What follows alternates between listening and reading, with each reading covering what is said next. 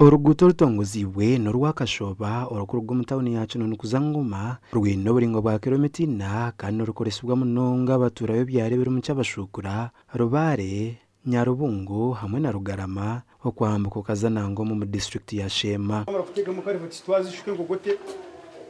nabagamije kugorovura kilometers 2 dena hasigara tuza kurunda tomara kurunda tubishepinge kurunji turiteka kasinda jirizi nigashibomaga tubitere uruguto rugarike rutereye no kusima pango aho kugira ngo roko government yiteji yabasa kutongoza uruguto rwarushara buko twetunezo zinji uruguto rubire rubi twebuza yabwa rwine motoka nyinji sino taxi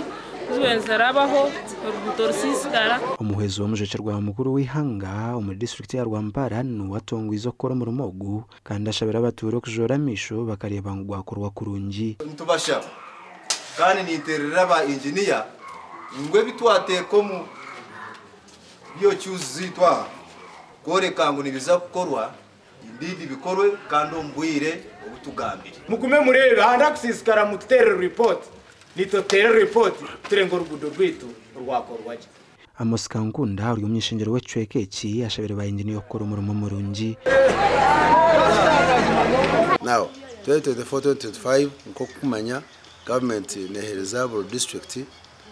billion emwe so ese tuzakuziha billion emwe tukwendera financial yeji kuri mutwakora mahando go in time kora abine yo mwani oguravyo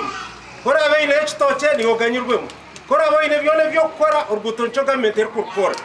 uruguto runurabwa mu motoka nyamwinji na mnongeza sino truck ezero kubaze korira amatafara mu n'umushanyagura kutimba mu je bwumgera gwa rwizi eco rukuretera rwara kusisikara aba TV West and Aidan Bataringaya.